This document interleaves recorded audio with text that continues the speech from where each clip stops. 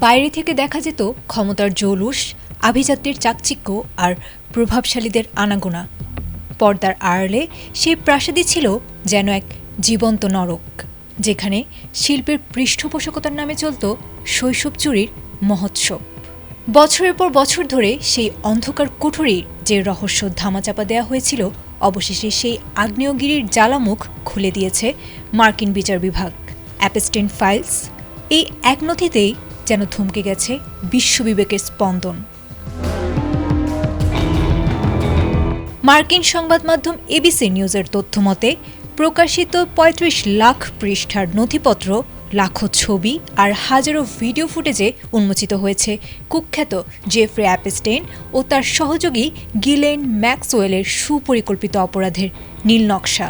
১৯৯৪ সালে মিশিগানের একটি arts camp থেকে যে জঘন্য চক্রের শুরু, তার বিষবাষ্প ছড়িয়েছিল বিশ্বজুড়ে।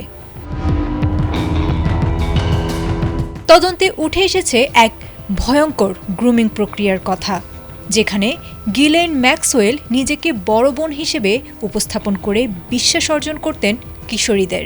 এরপর তাদের ঠেলে দেওয়া হতো যৌন নির্যাতনের অতল গহ্বরে। অ্যাপস্টেইনের বিকৃত মানসিকতা এতটাই তীব্র ছিল, ২৩ বছর বয়সী তরুণীদের তিনি বাতিলের খাতায় ফেলতেন বুড়ো আখ্যা দিয়ে। তার মূল মন্ত্র ছিল যত ছোট তত ভালো। তদন্ত সংশ্লিষ্টরা বলেছেন, এই চক্রটি কেবল যৌন নিপীড়নেই ক্ষান্ত ছিল না, বরং ভুক্তভোগীদের দিয়েই গড়ে তুলেছিল নতুন শিকার সংগ্রহের একটি কমিশন ভিত্তিক নেটওয়ার্ক। একজনের বদলে অন্যজনকে নিয়ে এলে মিলত $২০০ পুরস্কার। ২০১৯ সালে কারাগারে অ্যাপস্টেইনের রহস্যজনক মৃত্যু এবং ২০২১ সালে গিলেনের দণ্ডাদেশের পর এই বিশাল তথ্যভাণ্ডার প্রকাশ কাঁপন ধরিয়ে দিয়েছিল প্রভাবশালী মহলে।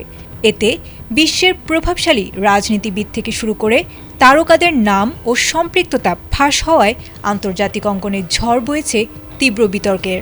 আর সেই সব ভুক্তভোগীদের নীরব কান্না আর ট্রমার চিহ্নই যেন সাক্ষী দিয়েছে, ক্ষমতার দাপটে সত্যকে হয়তো সাময়িক চাপা দেয়া যায়, কিন্তু শেষ পর্যন্ত তা বেরিয়ে আসে আগুনের মতোই। আয়েশা আক্তার, এটিএন বাংলা।